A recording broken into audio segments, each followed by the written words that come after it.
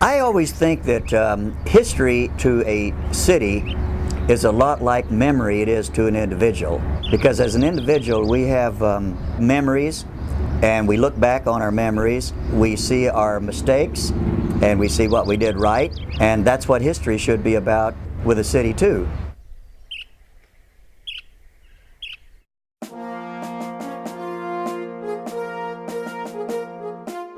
The town of Wickenburg was founded by Henry Wickenburg in 1863.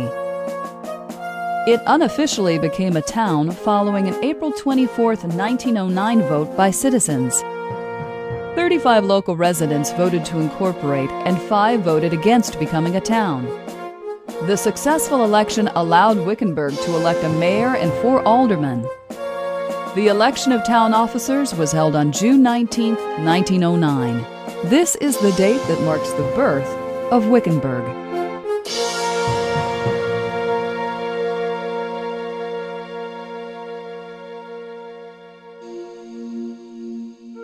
Henry Wickenburg, whose full name was Johannes Henricus Wickenburg, didn't live long enough to see the community he founded in 1863 incorporate and set up its first official government. In 1905, he was 85 years old and in poor health. One day he walked to a grove of trees near the Hassayampa River, and his life ended.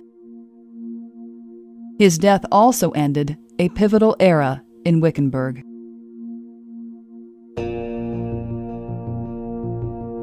The Wickenburg Centennial. 100 years of incorporation. Wickenburg's history can be divided into eras. First there was mining. Then came ranching and agriculture. The railroad arrived in the 1890s. These preceded dude ranching and tourists looking for our warm desert climate. The construction of major highways through Wickenburg allowed us to be more accessible, many of whom stayed in what seemed to be an endless line of motels. Woven throughout Wickenburg's history has been our worldwide reputation as an historic Western town.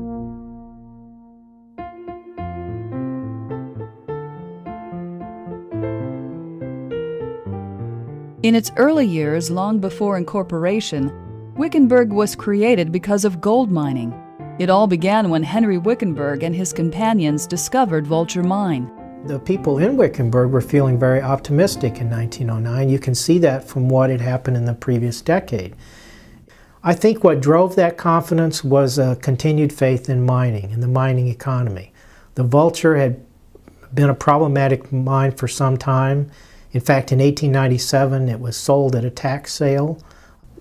The people in Wickenburg, and certainly people in the mining business here, felt that there were other prospects and other mines in the area that would take up the slack. And there was a sort of an influx of investors and people looking to develop mines, mining engineers. And all of this combined, I think, to make people here feel like they really had a future. What we know, looking back on the past, is that mining wasn't the future for Wickenburg. It was tourism and the highway. Vulture Mine was located in a desolate desert region, so it could not support a large population of miners and family members. Many of them lived closer to the river. The settlement attracted other miners and businesses. Vulture Mine began its decline in the 1870s. The town of Wickenburg's very existence is due to mining. Without the discovery of gold at Vulture Mine in the 1860s, the town may not have been founded nor incorporated.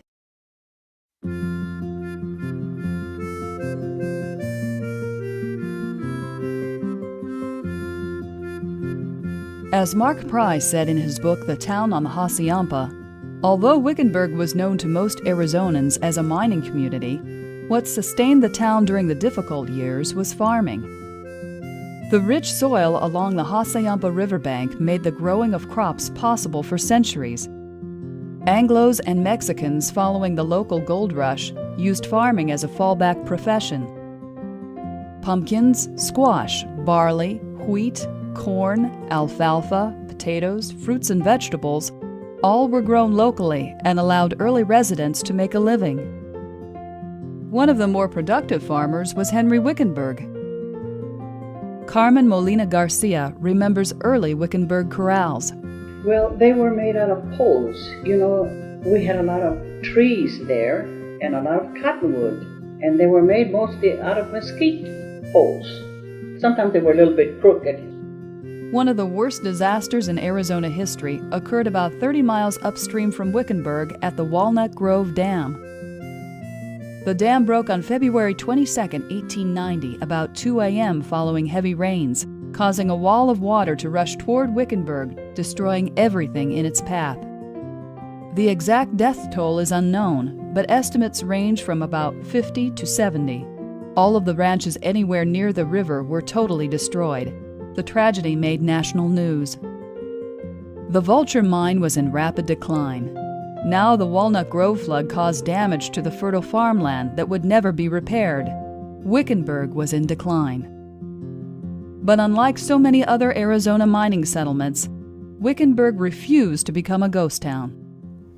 Well, there's no doubt that Wickenburg was going to survive. There was going to be a town here because there are some pretty obvious reasons to have a town here. One is that there is a water source. The other thing was that this was a transportation crossroads.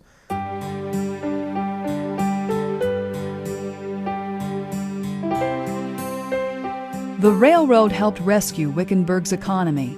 The Santa Fe, Prescott, and Phoenix Railroad arrived in Wickenburg in March of 1895. State historian Marshall Trimble says Wickenburg was a main link in western Arizona.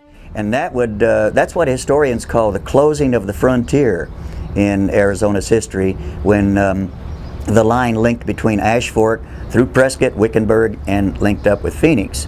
And so Wickenburg was on that line, and so that made it very important. The rail line had a modest impact on the local economy when it first started. In its first year of operation, the net revenue for the railroad from Wickenburg was less than $1,000. In the second year, it increased slightly to just under $2,000. Of all the stops on the rail line, Wickenburg did the smallest amount of business in its early years.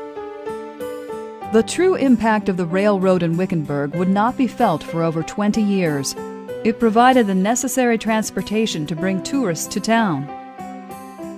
In large part because of the railroad, the way was paved for Wickenburg to become known as the Dude Ranch capital of the world.